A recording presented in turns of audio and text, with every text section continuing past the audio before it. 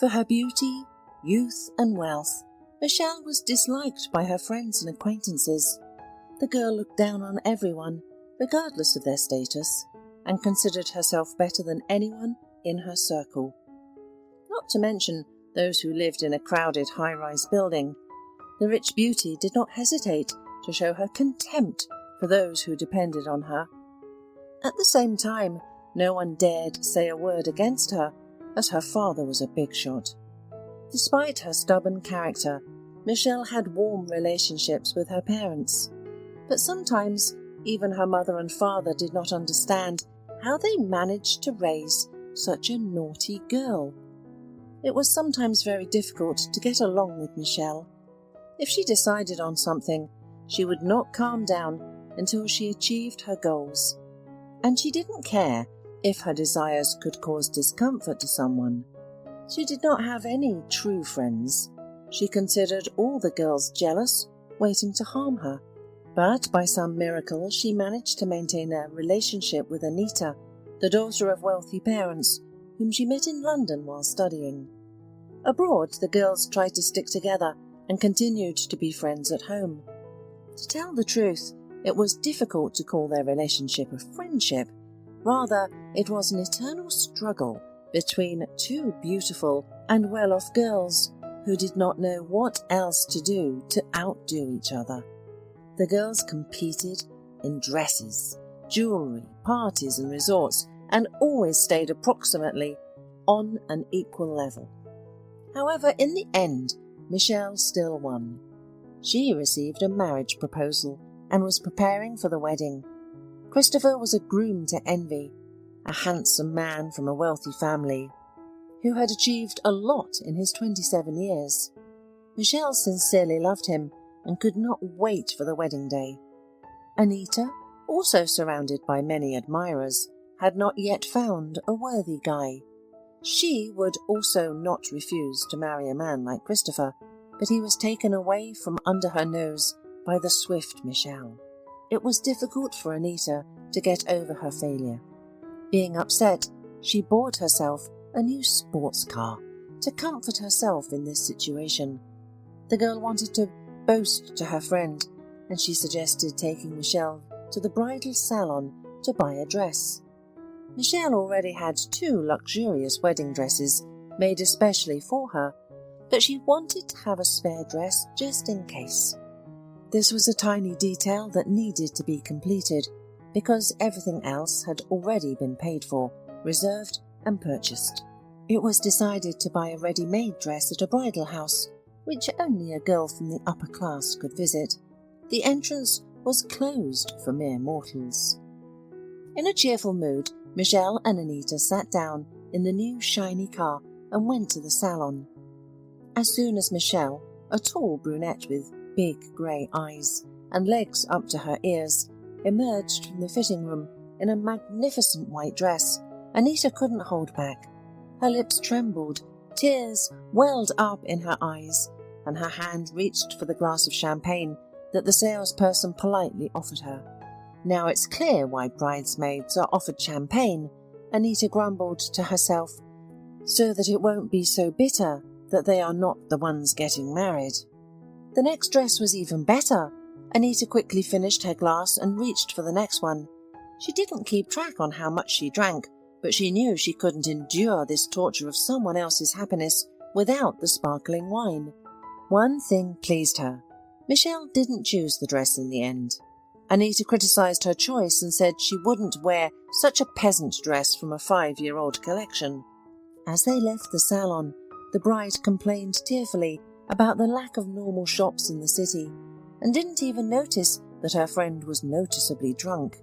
Anita knew she had had too much alcohol, but tried to keep her composure and without hesitation got behind the wheel. The car started moving. Michelle kept blabbering in the passenger seat, focused on the dress failure. Anita tried to cope with her inebriation, which prevented her from driving the car.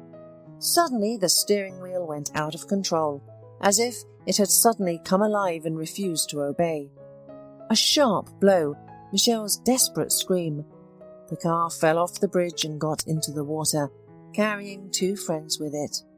Anita couldn't remember how she got out of the car and landed on the shore. Her body trembled slightly, and her teeth chattered in an uneven rhythm. She was immediately noticed, offered help, and the ambulance and police were called. Coming to her senses, Anita was afraid that she would be tested for alcohol and found out that she was drunk behind the wheel. Several hours later, the car was lifted. However, Michelle was not there. Her parents were notified and they rushed to the scene as quickly as they could. The girl's mother didn't believe Anita when she said Michelle was driving. After all, Michelle was indifferent to cars and preferred to ride and take pictures in them rather than drive. Christopher also dropped everything and rushed to the scene. The view of the car from the bottom made his heart race. "Michelle, where are you? Michelle!" he shouted, and seeing the police, he asked, "My bride, she was in the car. What happened to her? Why are you people so calm and slow?" "Divers are looking for her," the police officer replied dryly. Judging by how serious the accident was and how deep the car sank, the girl didn't survive. "I'm sorry, but there's no hurry," the policeman replied mercilessly. He was indifferent to the grief of the wealthy groom, and even malice could be read in his eyes. Nearby, Michelle's father was hugging his weeping wife. "They're not doing anything. Nothing," the woman wailed. "Calm down, dear. I've already called the right people. The entire police force and rescue team will be here soon, and those indifferent people will be kicked off the job." But the punishment these people would face didn't matter to the woman. Finding her daughter was the most important thing. The search continued for several days, but the body was never found. The parents were inconsolable. Christopher grieved deeply. The policeman considered that the girl was dead. Only the father held out hope that his daughter was alive, resisting the idea of putting her photo in a black frame at home. "No," he said, "Michelle couldn't have just died like that." "Then where is she?" cried the distraught mother. A juniper growing by the river could give her the answer. It had seen a homeless guy jump into the water and retrieve the lifeless body. The guy performed CPR, and finally the girl started coughing. "She's alive!" the guy exclaimed, and the juniper bush joyfully waved its branches in response, although it might have just been the wind. The girl took a long time to come to her senses, but the guy was patient. He put his jacket on her to keep her warm, and when she was able to stand up with his help, he led her away. Michelle stumbled along, and the guy led her on. They met several people on the way.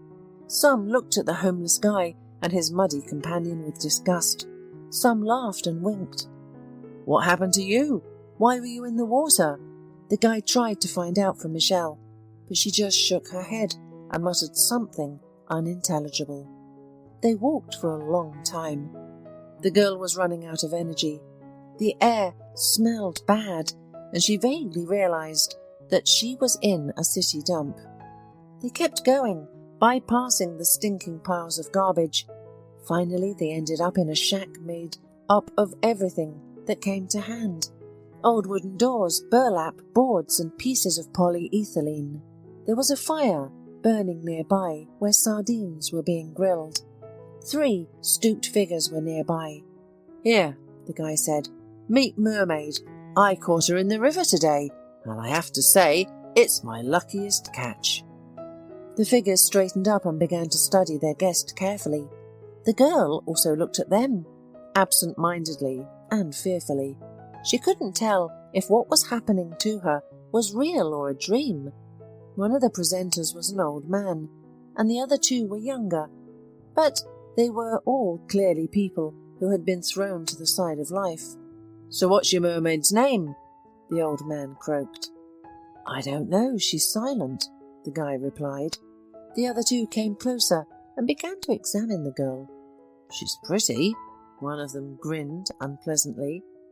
"She'll be our bride, won't she?" suggested the other, and both chuckled lustfully. "Hush, you tramp," protested the old man. Can't you see the girl is in trouble? What was she doing in the river? Did she fall? Or did she want to harm herself? We don't know. But let's not jump to conclusions. We need to warm her up and feed her," he said, turning to Michelle's rescuer. "Here," the guy said, leading her to the fire. "Get warm. Do you want to eat?" Michelle shook her head, feeling nauseous. "Do you want to drink?" Michelle shook her head again. Suddenly the girl burst into loud sobs. "Where am I? Who are you? It stinks here. Let me out of here." Don't worry. The guy tried to calm her down. "You're safe with us. You'll rest here and then go home." However, the girl suddenly shivered, started vomiting and passed out. The men decided to take her to the shack and figure out what to do with her. The guy who saved Michelle suddenly realized that he shouldn't have brought her here. He should have left her somewhere in a crowded place so that someone could find her and help her. Well, tomorrow is another day, and we'll decide what to do next. The next morning, Michelle woke up, weak, battered, and with a painfully throbbing headache. Seeing her saviour holding a cup of something hot and steaming in his hands, she instinctively recoiled from him. Shh, I am Kevin. Do you remember me? Yesterday I pulled you out of the river. How do you feel?" He tried to speak as gently as possible. "Bad," Michelle muttered, looking around the shack where she had spent the night. A greasy mattress, dirty dishes, a pile of plastic bottles, some rags, and who knows what else. "I feel sick," Michelle moaned, crawling outside. She touched her face and head.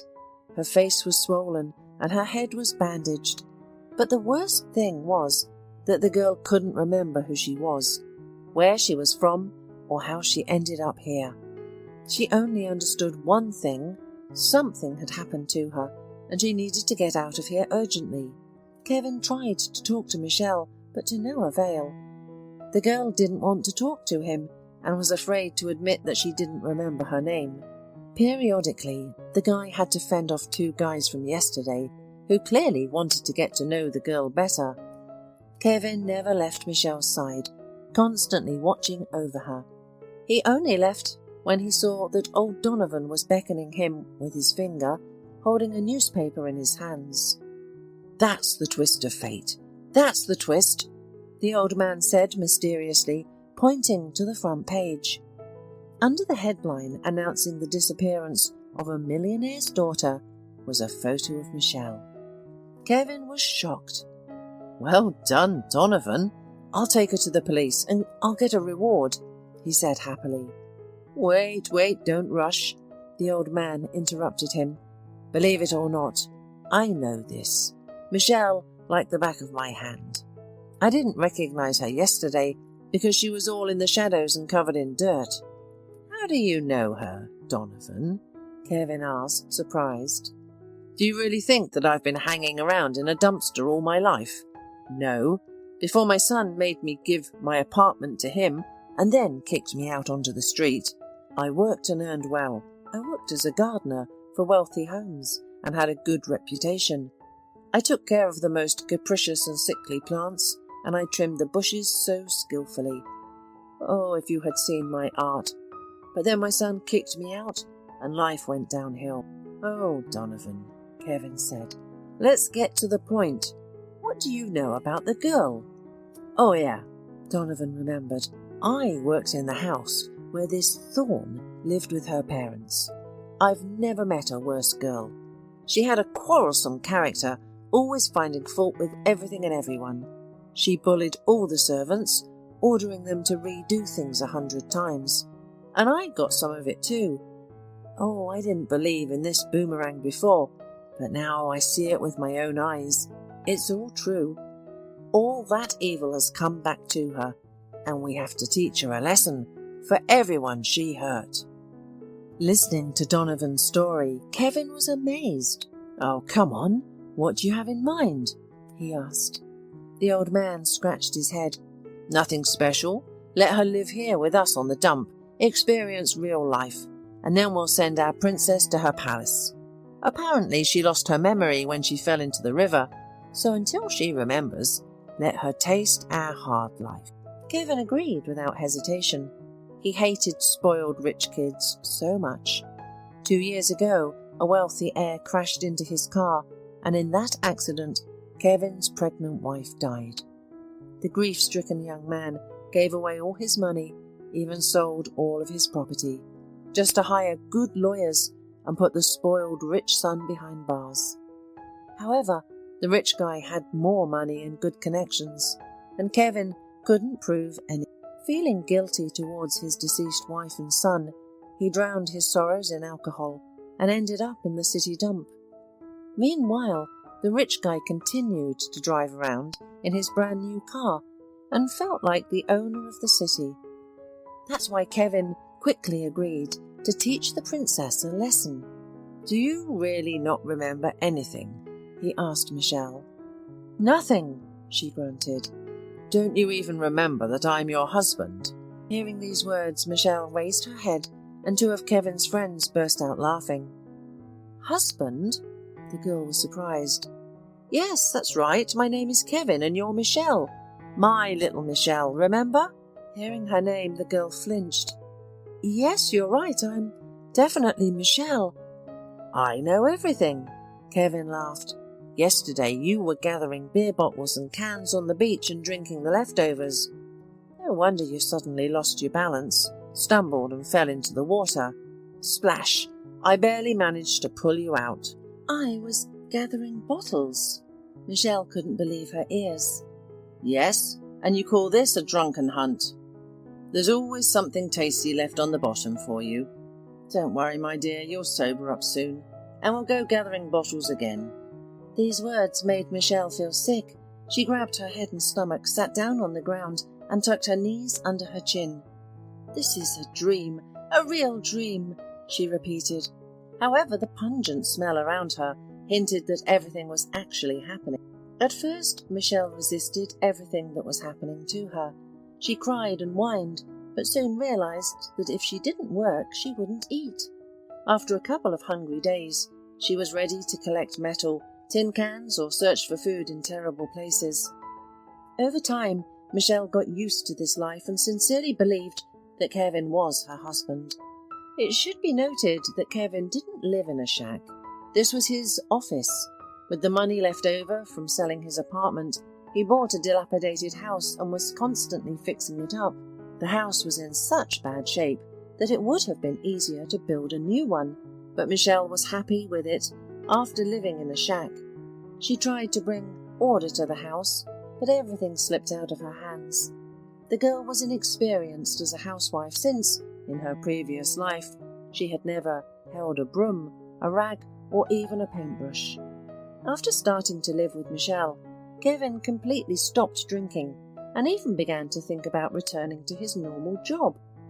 A damp autumn came, rain poured like a bucket, and the shack no longer saved.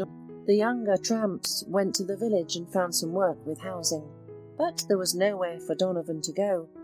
He settled in the shack on an old mattress and slept hugging a shaggy puppy named Alf, whom Donovan found in the garbage dump.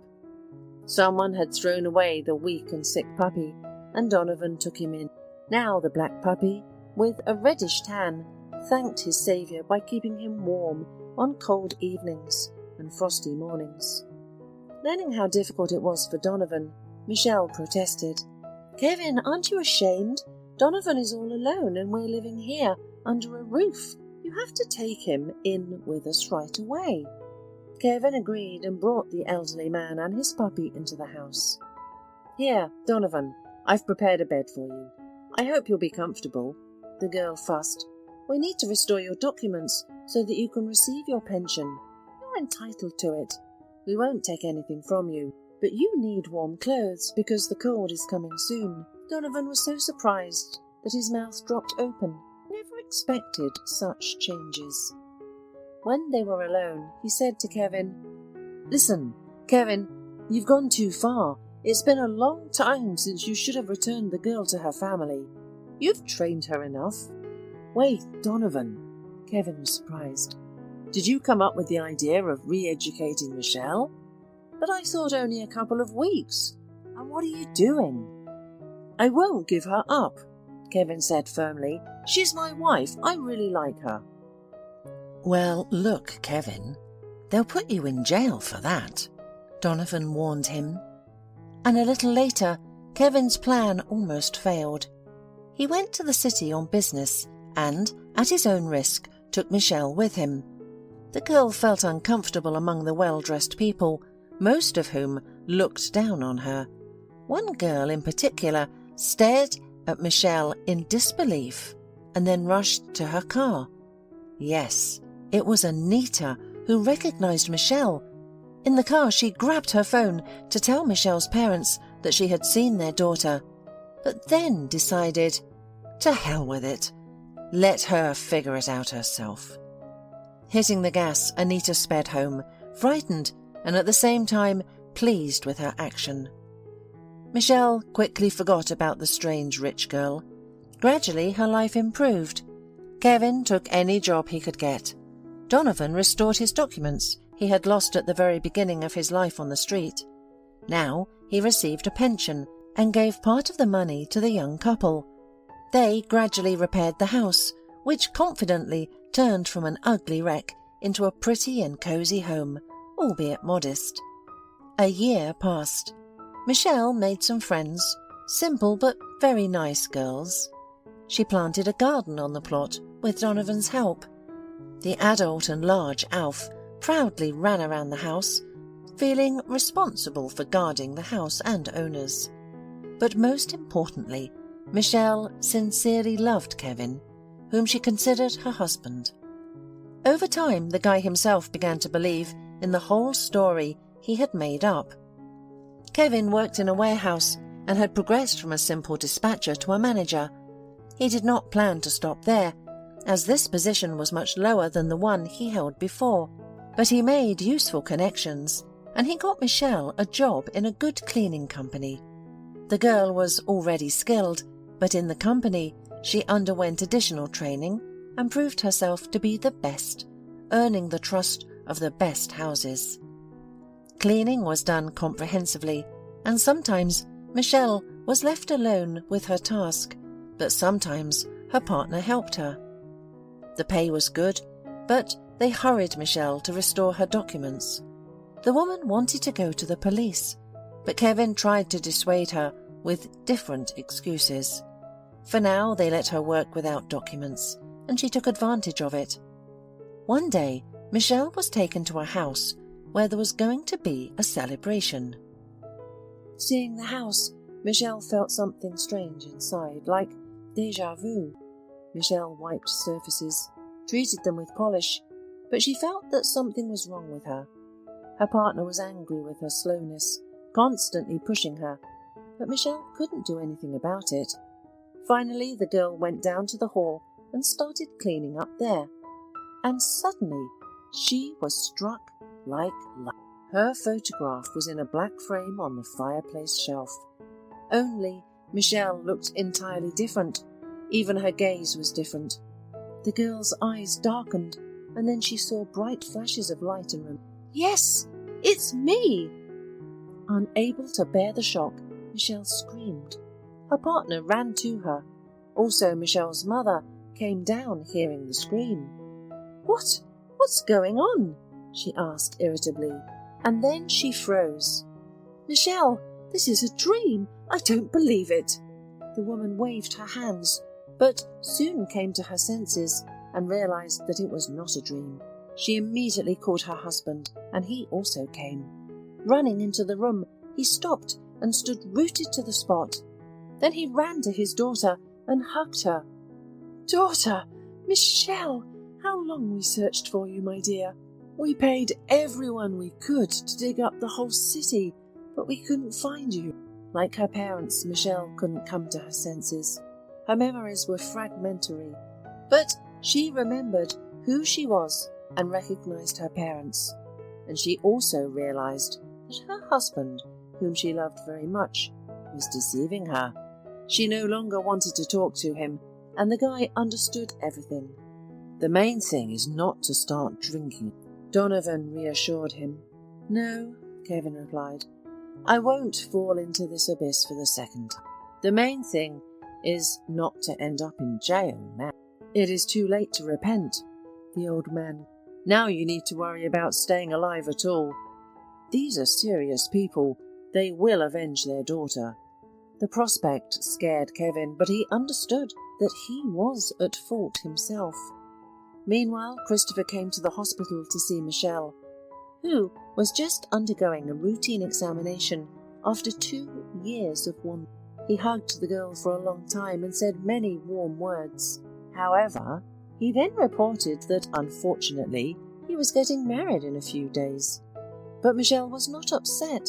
On the contrary, she was happy for Christopher. As for Anita, she was afraid to come, and Michelle knew why. She remembered seeing her by the car then, and realized that she would never forgive her for this cowardice. Michelle initially didn't want to talk to Kevin, but then realized that she missed him. She explained to her father that Kevin was not a kidnapper, that he saved her, and that she considers him her husband. The girl was sincerely grateful to fate for such an experience that made her a completely different person. Now she will have an entirely different life. 1 month had passed and the festive table was set in the garden. Alf was bustling around with a wide smile, trying to get everyone to taste something delicious. Donovan was distracted from the feast and was studying a plant in the flower bed. He had been taken on as a gardener and given a house on the property, eagerly awaiting the start of his duties. Michelle was whispering something sweet into Kevin's ear, and he smiled. The girl invited her new friends over, who admired her wealthy home. They were having a good time at the table. Michelle knew how to have fun in a simple and heartfelt way, without vulgarity or bad taste. They were celebrating their true wedding to Kevin. Although the parents wanted to organize a grand celebration, Michelle said she didn't need all that fuss. Suddenly, she felt sick at the table and ran to the bathroom. One of her friends, worried about her condition, followed her and found that Michelle was nauseous. The friend suggested a pregnancy test, saying, "Here, take it. We're planning a baby, so I have these tests lying around the house, even in bags." Michelle took the test with doubt, but when she saw 2 stripes 5 minutes later, her surprise and happiness knew no bounds. She went out to the garden and handed the test to Kevin. The girl knew that his pregnant wife had died many years ago, so she wasn't surprised to see tears in her husband's eyes. He hugged her tightly, and all the guests applauded. The happy Donovan shouted, "Happiness to the newlyweds!"